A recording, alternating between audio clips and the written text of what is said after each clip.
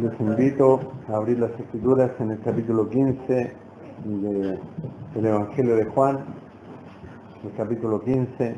Este forma parte de lo que fue el Sermón del Monte o el Sermón del Aposento Alto, cuando en el capítulo 13, verso 30, Judas sale, habiendo tomado el bocado, salió, y luego estos momentos que el Señor tiene muy íntimos con los suyos, en el capítulo 14, 15, 16, 17 inclusive, y en el 18, verso 1, cruzan el torrente de Cedrón y van hacia el huerto de los olivos.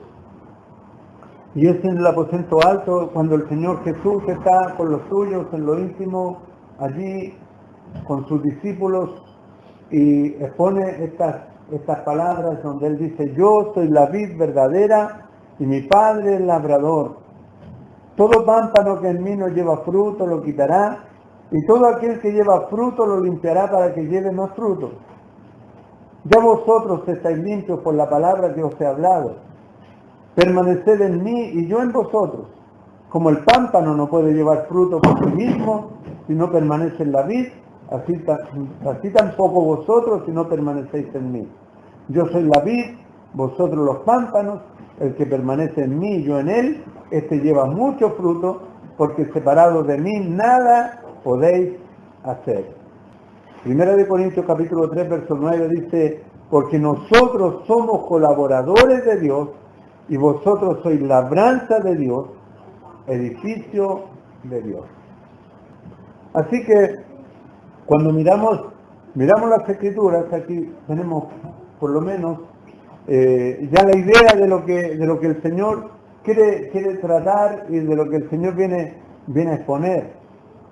La iglesia tiene diferentes figuras en la Escritura: edificio, la esposa, la novia, y también lo tenemos aquí como la labranza de Dios.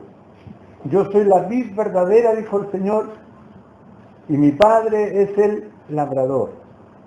Así que cada uno de nosotros podemos considerarnos como la huerta o el huerto de Dios. Cada asamblea, cada congregación puede considerarse como un huerto de Dios, donde el Señor va a demandar fruto de los suyos. Ahora, cuando vamos a las Escrituras, el Señor expone aquí, dice: yo soy la vid verdadera.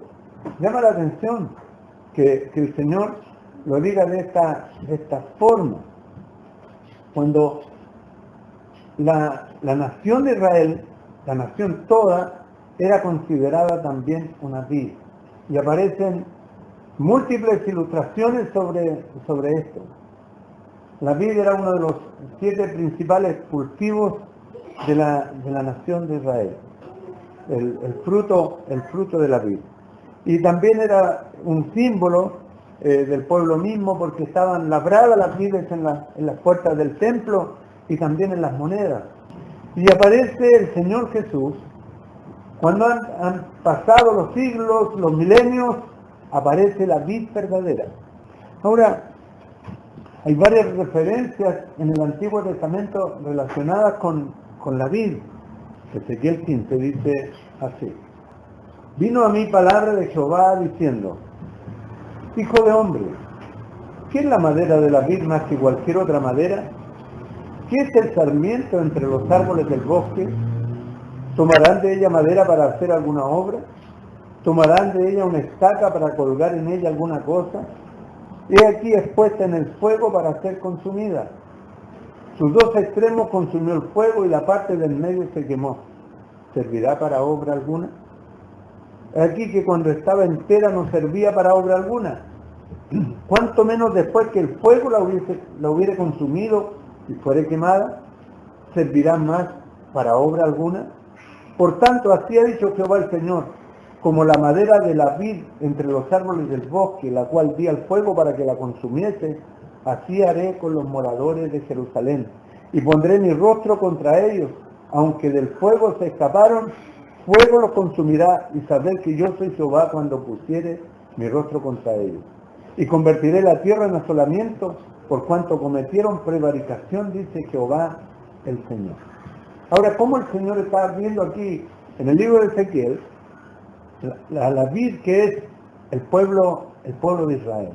Está viendo como una vid que no está prestando ningún servicio, no está dando el fruto, no está dando lo que el Señor desea del pueblo. Ahora, encontramos también en Jeremías capítulo 2, verso 21, dice así: te planté de vid escogida, simiente verdadera toda ella. ¿Cómo pues te me has vuelto sarmiento de vid extraña? Aunque te laves con lejía y amontones jabón sobre ti, la mancha de tu pecado permanecerá aún delante de mí, dijo Jehová el Señor.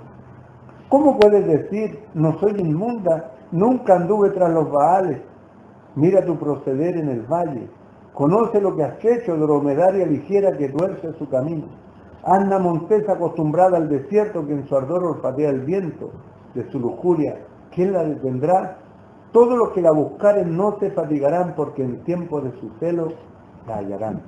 Duras palabras que el Señor le está profiriendo a la nación de Israel, al pueblo de Israel.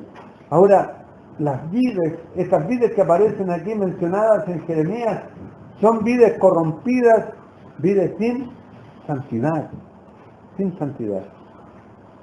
Ahora, cuando miramos las Escrituras, vemos de que toda la Escritura es inspirada por Dios y útil para enseñar, para corregir, para redarguir, para instruir en justicia, a fin de que el hombre o la mujer sean enteramente preparados para toda buena obra. ¿Qué es lo que vemos y debemos mirar aquí en las Escrituras? El Señor está viendo a la nación como un árbol que debe producir el fruto deseado. Cuando el ciego recibe la vista, allí en el Evangelio de Juan, él dice: veo a los hombres como árboles. Veo a los hombres como árboles. Y en el libro de Daniel, el Señor compara al rey Nabucodonosor como un árbol que es cortado y que sus raíces, que su tronco retoñaría. Y el Señor nos ve así. ¿Por qué? Porque espera fruto de los suyos. En este caso de la nación de Israel. En el Salmo número 80, verso 8 al 11, el Señor está mostrando a la nación como una vid. Como una vid. Y podemos ver aquí, del verso 8 al 11, dice: hiciste venir una vid de Egipto, echaste las naciones y la plantaste, limpiaste sitio delante de ella, e hiciste arraigar sus raíces, y llenó la tierra. Los montes fueron cubiertos de su sombra, y con sus sarmientos los cedros de Dios. Extendió sus vástagos hasta el mar, y hasta el río sus renuevos. ¿Por qué aportillaste sus vallados, y las vendimian todos los que pasan por el camino? ¿Qué ha pasado con Israel? Esta vid que el Señor hizo subir desde Egipto, que los libertó con mano poderosa y los hizo extender hasta el mar sus vástagos. Podían haber sido una vid fructífera delante del Señor, pero ¿en qué se habían transformado? Se habían transformado en una vid que no estaba prestando un servicio, no estaba viviendo una vida en santidad, como dice Jeremías, vidas corrompidas delante de él. Joel 1:12 dice así: la vid está seca y pereció la higuera, el granado también, la palmera y el manzano. Todos los árboles del campo se secaron, por lo cual se extinguió el gozo de los hijos de los hombres. Cuando vemos una nación con estas características, sin servicio, sin santidad y sin gozo, y podemos nosotros mirar a la nación de Israel como una nación que ha conocido la mano poderosa de Dios, que el Señor los saca de Egipto en aquella noche cuando los egipcios iban tras la nación toda y atraviesan el mar en seco y con mano poderosa el Señor los libra.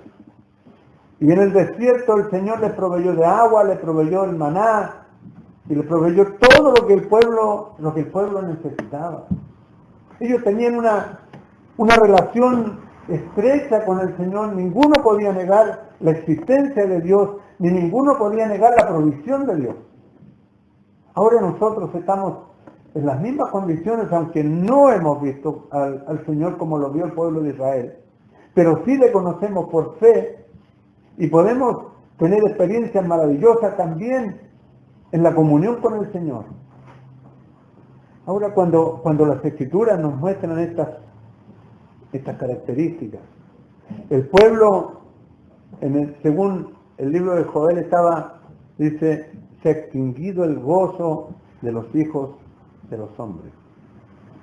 Cuando el Señor llama a Gedeón, nos dice que estaba sacudiendo el trigo en el lagar. Estaba sacudiendo el trigo en el lagar y el trigo se sacude en la era, no en el lagar. El lagar es el lugar donde se exprimen las uvas y se produce el mosto. Y cuando nos habla del vino, la Escritura dice dar la sidra al desfallecido y el vino a los de amargado ánimo. Nos habla de gozo cuando hay abundancia de vides. Nos habla de gozo, nos habla de ánimo. Ahora, estas son figuras, aplicaciones en la Escritura. El pueblo estaba sin gozo. Gedeón en esa ocasión estaba sacudiendo el trigo en el lagar. No había gozo en el pueblo porque llegaban los filisteos y le quitaban todas las cosechas y estaban siendo oprimidos. Ahora, un pueblo sin servicio, sin santidad, sin gozo. Isaías capítulo 5, verso. Vamos a leer del verso 1. Dice, ahora cantaré por mi amado el cantar de mi amado a su viña. Tenía mi amado una viña en una ladera fértil, la había cercado y despedregado y plantado de vides escogidas. Había edificado en medio de ella una torre y hecho también en ella un lagar, y esperaba que diese uvas, y dio uvas silvestres. Ahora pues, vecinos de Jerusalén y varones de Judá, juzgad ahora entre mí y mi viña. ¿Qué más se podía hacer a mi viña que yo no haya hecho en ella? ¿Cómo esperando yo que diese uvas ha dado uvas silvestres? Y mire, este pasaje al leerlo una y otra vez me impacta, porque el Señor dice, ¿qué más podía hacer a mi viña que yo no haya hecho en ella? Y podemos hacernos la pregunta en esta tarde, ¿qué más ha podido hacer el Señor que ya no haya hecho con nosotros? ¿Qué más? Cuando la Escritura en el libro de Colosenses nos dice que estamos completos en Él, completos. No tenemos falta absolutamente de nada. ¿Qué dice el Señor? ¿Qué más podía hacer a mi viña que yo no haya hecho en ella? ¿Qué más podía hacer? Ahora cuando miramos, esto fue dicho antes de la cruz del Calvario, pero cuando el Señor ha venido y ha tomado nuestro lugar en la cruz, lo ha hecho todo, absolutamente todo. En Juan 14, el Señor dice, no se turbe vuestro corazón, creéis en Dios, creed también en mí. En la casa de mi Padre muchas moradas hay, que si no fuera yo lo hubiera dicho. Voy pues a preparar lugar para vosotros, para que donde yo estoy, vosotros también estéis. Cuando miramos a la persona del Señor Jesús y miramos las promesas del Señor que son grandes y son fieles, podemos como viña, como labranza de Dios, pensar de que ya el Señor lo ha hecho todo. El Señor lo hizo todo en la cruz del Calvario. Cuando Él estaba allí en la cruz, Él exclamó, Dios mío, ¿por qué me has desamparado? ¿Por qué estás tan lejos de mi salvación y de las palabras de mi clamor? Clamo de día y no respondes, y de noche no hay para mí reposo. Él pagó nuestro desamparo para que nosotros pudiéramos ser amparados por Dios. La cuenta está saldada. El Señor cuando estaba en la cruz, exclamó: consumado es, tetelestai, la deuda saldada, está todo hecho. ¿Qué más se podía hacer a mi viña que yo no haya hecho en ella? Cuando el Señor le habla al pueblo y les habla acerca de la dureza del corazón, y vemos que aquí, esperando que diese uvas, ha dado uvas silvestres. Ha dado uvas silvestres. Cuando miramos estas porciones de la Escritura, estas porciones, vemos a un pueblo sin servicio, no está prestando un servicio al Señor, no tiene santidad, no tiene gozo, y nos da lo que el fruto que el Señor requiere.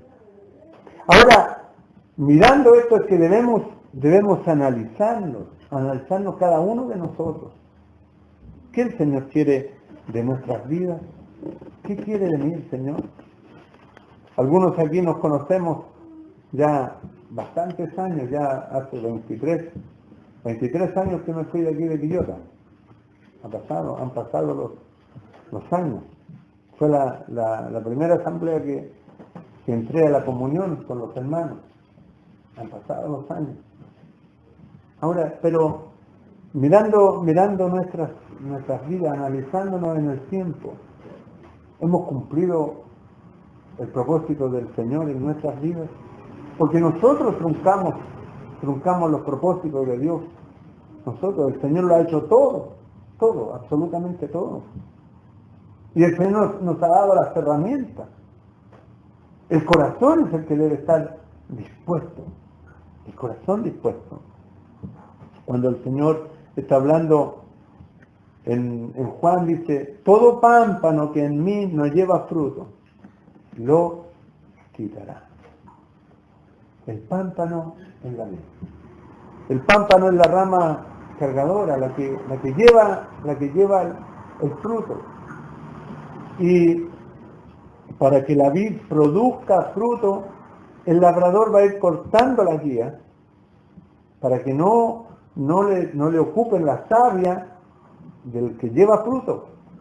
Es la idea que el Señor está entregando. El Padre es el labrador, el Padre. Juan 15. Todo pámpano que en mí no lleva fruto lo quitará. Ahora, a veces, para no errar doctrinalmente, estos pasajes son ocupados por las denominaciones, son empleados para hablar acerca de perder la salvación.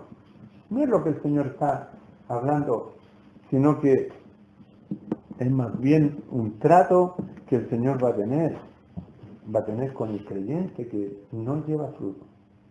El himno que cantamos, que dice: he de ir sin ningún fruto que presente a mi Señor, no le llevo ni un trofeo ni servicio de valor. Fruto.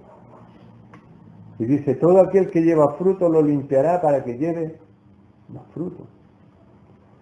Cuando vemos y miramos las vidas de los grandes hombres de Dios de los siglos pasados, Spurgeon, Moody y tantos otros, eran hombres ordinarios, comunes, con los que el Señor hizo cosas extraordinarias. Es para que el poder sea de Dios y no del hombre. Solamente que nosotros los creyentes podamos ponernos en las manos del Señor para que Él nos use. El Señor dice: ya vosotros estáis limpios por la palabra que os he hablado. Le está hablando a los discípulos, a los que están con Él allí en el aposento alto. Ya ustedes están limpios por la palabra que os he hablado. Permaneced en mí y yo en vosotros. Como el pámpano no puede llevar fruto por sí mismo si no permanece en la vid, así tampoco vosotros si no permanecéis en mí. La permanencia en el Señor. ¿Sabe que En cierta ocasión, bueno, hay una frase que quedó en mí de un predicador que ya está con el Señor, donde tomó el ejemplo de David y de otros hombres de Dios. Cuando el Señor lleva a Moisés al monte y lo hace mirar el templo celestial para que hiciera uno similar, para que hiciera el tabernáculo y tomara las medidas. Allí le mostró, en el monte, le mostró el tabernáculo. Ahora, el que estaba en la tierra era la maqueta de lo que hay en el cielo. ¿Y qué si el Señor nos mostrara lo que nosotros hubiéramos sido sin mediar el pecado? Quedó tan marcada en mí esa frase. ¿Qué sería de nosotros si el Señor nos mostrara allí en el tribunal de Cristo lo que nosotros hubiéramos sido sin mediar el pecado? Porque el pecado es lo que se interpone para que nosotros seamos lo que Dios quiere que seamos. El pueblo de Israel tenía todas las herramientas. Dios le había otorgado todo, los había sacado con mano poderosa. Les otorgó profetas, les hablaba palabras y le hablaba a Moisés cara a cara como habla cada uno a su compañero. Pero el pueblo, en su rebeldía, cuando Moisés está en el monte, hacen un becerro de oro. Y cuando iban caminando por el desierto, pedían carne. Ojalá muriésemos en este desierto. Cuando están renegando contra Dios. En el libro de Números, por eso es que el Señor le envía las serpientes ardientes que mordían al pueblo. Y el pueblo se arrepentía y el Señor en su misericordia volvía su mano para con ellos. ¿Somos acaso diferentes? De ninguna manera. Somos similares a ellos. Nuestro corazón engañoso también nos engaña. Pero el Señor ha prometido estar a nuestro lado. El Señor nos limpia a través de su palabra, que es viva y eficaz, que es más cortante que toda espada de dos filos. Nos limpia y el Señor le dice a los suyos: ya vosotros estáis limpios por la palabra que os ha hablado. En Hebreos capítulo 4, verso 12 dice que la palabra de Dios es viva y eficaz, es más cortante que toda espada de dos filos, penetra hasta partir el alma y el espíritu y discierne los pensamientos y las intenciones del corazón. Antes bien, dice, no hay cosa creada que no sea manifiesta en su presencia. La palabra del Señor nos analiza, nos escudriña con su palabra. Cuando queremos a veces ir en contra de la voluntad de Dios, el Espíritu trae la palabra a nuestro corazón y el Señor nos amonesta y nos corrige por su palabra.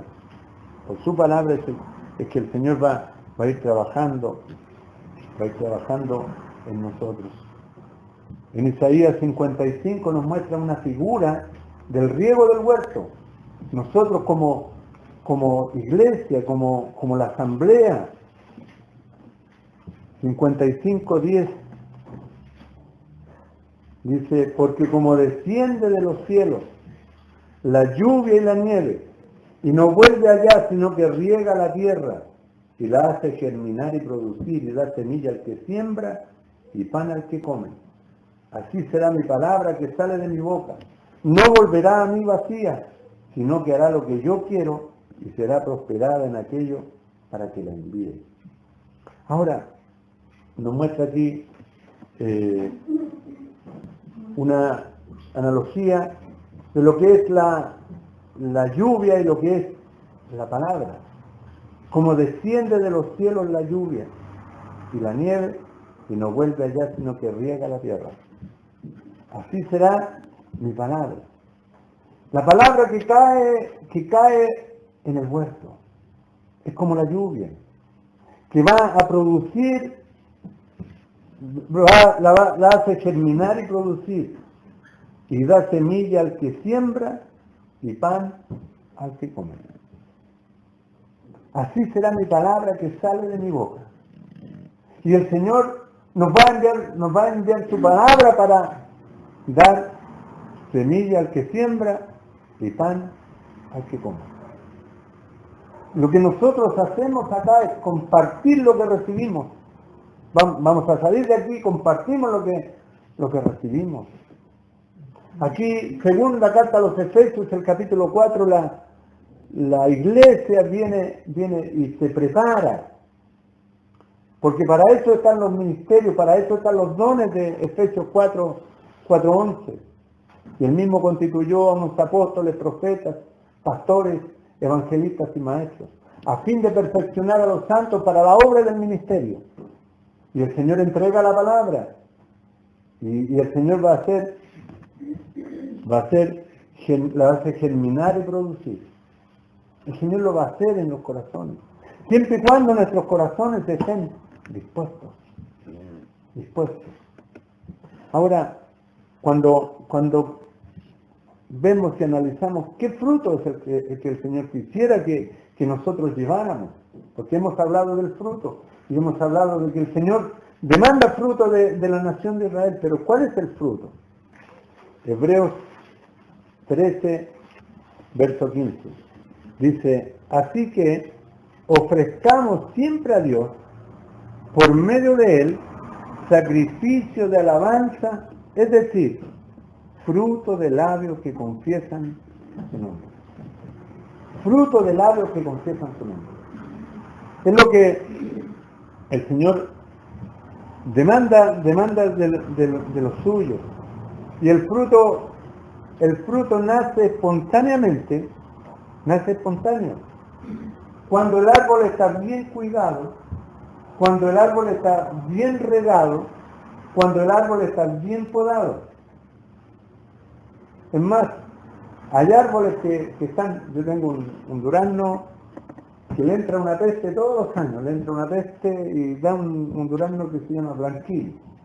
Da poquito, pero son dulces, pero aunque tiene peste, uno sabe que es durazno. Y el fruto nace espontáneo, es espontáneo, no está forzado, ni lo insertamos, ni no le hemos hecho nada, sino que solamente el árbol lo produce. Ahora, cuando miramos esta porción, la Escritura nos dice que de la abundancia del corazón habla la boca. Vamos a hablar de lo que está lleno en nuestro corazón, esa va a ser lo que abunde acá, va a ser lo que va a salir de nuestros labios. Dice, ofrezcamos siempre a Dios por medio de él sacrificio de alabanza, es decir, fruto de labios que confiesen su nombre. Sacrificio de alabanza. Luego, en Oseas, capítulo 14, vamos a leer el capítulo completo, porque para que nos centremos una idea. Y dice, vuelve, oh Israel, a Jehová tu Dios, porque por tu pecado has caído. Llevad con vosotros palabras de súplica y volved a Jehová y decidle, quita toda iniquidad y acepta el bien y te ofreceremos la ofrenda de nuestros labios. No nos librará el asirio, no montaremos en caballos, ni nunca más diremos a la obra de nuestras manos, dioses nuestros, porque en ti el huérfano alcanzará misericordia. Yo sanaré su rebelión, es la respuesta de parte de Dios. Los amaré de pura gracia, porque mi ira se apartó de ellos. Yo seré a Israel como rocío, él florecerá como lirio y extenderá sus raíces como el Líbano. Se extenderán sus ramas y será su gloria como la del olivo y perfumará como el Líbano. Volverán y se sentarán bajo su sombra. Serán vivificados como trigo y florecerán como la vid. Su olor será como de vino del Líbano. Efraín dirá, ¿qué más tendré ya con los ídolos? Yo lo oiré y miraré. Yo seré a él como la haya verde. De mí será hallado tu fruto. ¿Quién es sabio para que entienda esto y prudente para que lo sepa? Porque los caminos de Jehová son rectos y los justos andarán por ellos, mas los rebeldes caerán en ellos. Mire qué linda porción. Cuando el pueblo de Israel se vuelve a Dios, cuando se vuelven y dicen, llevad con vosotros palabras de súplica, y viene la confesión, quita toda iniquidad y acepta el bien, y te ofreceremos la ofrenda de nuestros labios. Cuando no hay un corazón perdonado, es difícil, un corazón que haya experimentado el perdón del Señor, difícil que pueda ofrecer ofrenda de sus labios. La religión lo invita a las personas, y el día 8 muchos llegaron a Casablanca, a Los Vázquez, y caminando y haciendo sacrificios, pero son sin sentido, no tienen sentido. Cuando el pueblo se arrepiente, dice, quita toda iniquidad y acepta el bien. Y si confesamos nuestros pecados, dice la Escritura, Él es fiel y justo para perdonar nuestros pecados y limpiarnos de toda maldad. Te ofreceremos la ofrenda de nuestros labios. En Hebreos nos decía, ofrezcamos siempre a Dios por medio del sacrificio de alabanza, es decir, fruto de labios que confiesen su nombre. Y el pueblo está confesando y está diciendo, no nos librará el asirio, no montaremos en caballo, ni nunca más diremos a la obra de nuestras manos, Dios es nuestro. Y luego la respuesta de parte del Señor, yo sanaré su rebelión, los sanaré de pura gracia. Y muchos de los que estamos aquí hemos sido sanados de nuestras rebeliones. El salmista en el Salmo 51 dice, ten piedad de mí, oh Dios, conforme a tu misericordia, conforme a la multitud de tus piedades, borra mis rebeliones. Lávame más y más de mi maldad y límpiame de mi pecado. Cuando el corazón confiesa, la mano del Señor viene sobre el creyente para sanarle. Yo sanaré su rebelión, lo sanaré de pura gracia. Será él como rocío y él florecerá como el Líbano. Ahora cuando dice el verso 7, volverán y se sentarán bajo su sombra, serán vivificados como trigo y florecerán como la vid. Su olor será como vino del Líbano. Ahora, cuando la vid está produciendo el fruto, el pueblo de Israel está produciendo el fruto, ahora el vino que habría de producir allí sería un vino con olor, con perfume. Ahora, nuestro fruto podrá llegar perfumado delante del Señor. Una grata ofrenda delante del Señor. Cómo el Señor está, y yo pensaba en lo que el Señor dice en Isaías, del pueblo de Israel, dice que desde la mollera, desde su cabeza hasta la planta del pie, no hay en él cosa sana, sino herida, hinchazón y podrida llaga. Estaba hastiado de sus fiestas solemnes.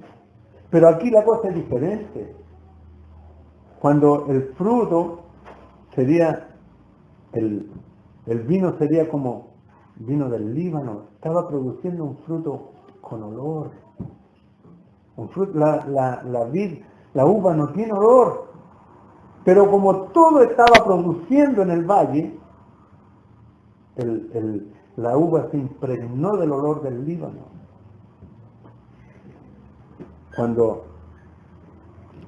Cuando dice, volverán y se sentarán bajo su sombra, serán vivificados como trigo, florecerán como la vid, su olor será como vino del Líbano. Cuando Dice, yo lo iré y miraré, y yo seré a él como la haya verde, de mí será hallado tu fruto. De mí será hallado tu fruto. Que el Señor pueda encontrar fruto en nosotros, los creyentes. Fruto para alabar y para bendecir el nombre del Señor.